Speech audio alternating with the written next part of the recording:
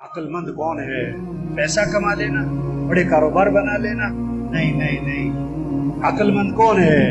حضور اکرم صلی اللہ علیہ وسلم سے دریافت کیا گیا، من اکیس الناس، اللہ کے رسول سب سے بڑا عقل مند کون؟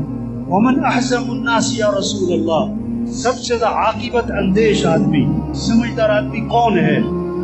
آپ صلی اللہ علیہ وسلم نے دو باتیں فرمائی، تو یہ دو کام کرے، جس کے اندر یہ دو باتیں ہیں یہ عقل مند ہے، چاہے مل مالک ہو، چاہے سائیکل پر ہو، چاہے گاڑی پر ہو، چاہے 2 مرلے کے مکان میں، چاہے 10 کنال کے بنگلے میں، یہ دو کام جس کے اندر ہیں، یہ دو علامتیں جس کے اندر موجود ہیں، یہ عقل مند ہے، مانے یا نہ مانے۔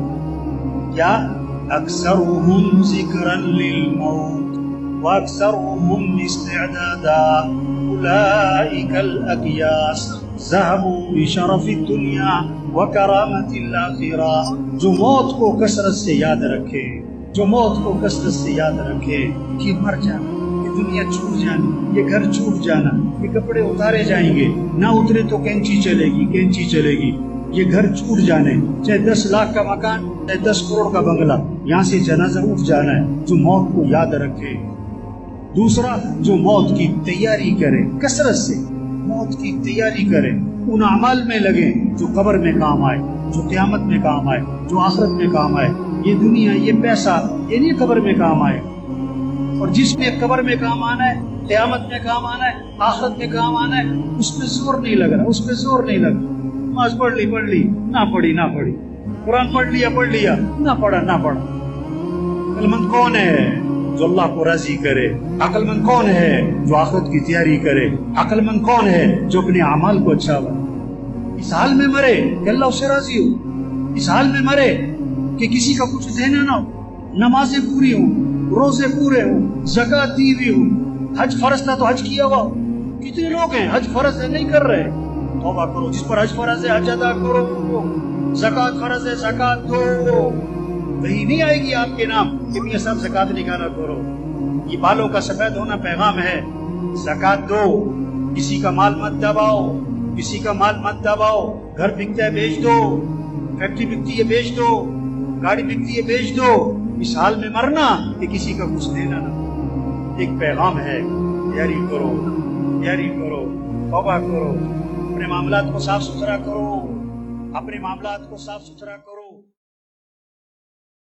اس وقت ساری دنیا پریشانیوں کا شکار ہے، ہر طرف مسائل، پریشانیاں، اتنی پریشانیاں ہیں کہ لوگ سکھ کے سانس کو ترس رہے ہیں۔ میرے دوستو، اس کی وجہ کوئی اور نہیں ہے، اس کی وجہ حاسدین نہیں ہے، اس کی وجہ کوئی کافر نہیں ہے، اس کی وجہ کوئی اور نہیں ہے، اس کی وجہ میں خود ہوں کہ میرے اپنے اعمال بگڑ گئے۔ چنانچہ اللہ تعالیٰ فرماتے ہیں وَلَنُذِيقَنَّهُم مِّنَ الْعَذَابِ الْأَدْنَىٰ دُونَ الْعَذَابِ الْأَكْبَرِ لَعَلَّهُمْ يَرْجِعُونَ۔ اللہ فرماتے ہیں جو لوگ میری نافرمانی کرتے ہیں، ہم مرنے سے پہلے ان پر تکلیف بھیجتے ہیں تاکہ جہنم کے عذاب سے بچ جائیں اور اس تکلیف سے بیدار ہو کر وہ ہماری طرف رجوع کریں۔ اس بات کو ہمیں تسلیم کرنا چاہیے کہ سارے مسائل، ساری پریشانیاں، ساری مصیبتیں، ساری تکلیفیں، سارے دکھ درد یہ انسانوں کے اعمال کا نتیجہ ہے۔ جب تک انسانوں کے اعمال ٹھیک نہیں ہوں گے، اللہ پاک کی طرف سے حالات ٹھیک نہیں ہوں گے۔ اللہ اس کے حالات ٹھیک کرے گا جس کے اعمال ٹھیک ہوں گے، اللہ اس کے حالات ٹھیک کرے گا جس کے اعمال ٹھیک ہوں گے، اللہ اس کے حالات ٹھیک کرے گا جس کے اعمال ٹھیک ہوں گے، اللہ اس کے حالات ٹھیک کرے گا جس کے اعمال ٹھیک ہوں گے، اللہ اس کے حالات ٹھیک کرے گا جس کے اعمال ٹھیک ہوں گے۔ 5 دفعہ میں نے اس بات کو دہرایا ہے، یہ اہم بات ہے۔ لوگ اپنی پریشانیوں کو دور کرنے کے لیے اسباب ٹھیک کرتے ہیں،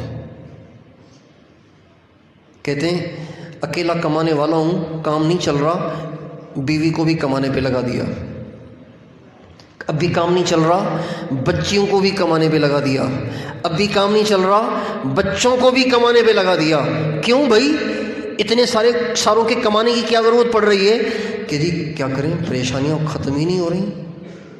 اکیلے میں کماؤں تو ہماری تو دوائیاں بھی نہیں آتی، تو آٹا کہاں سے آئے گا، سالن کہاں سے آئے گا، سبزی کہاں سے آئے گی، آئل کہاں سے آئے گا، گیس کا بل کون بھرے گا، بجلی کا بل کون بھرے گا، میری تنخواہ اور میری آمدن سے تو دوائیاں بھی نہیں آتی، تو کام کیسے چلے گا؟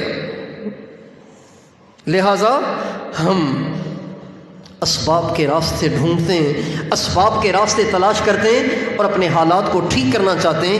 اللہ تعالیٰ فرماتے ہیں ان اللہ لا یغیر ما بقوم حتی یغیروا ما بانفسہم، اللہ تعالیٰ فرماتے ہیں میں حالات نہیں بدلتا ان لوگوں کے جو اپنے اعمال نہیں بدلتے۔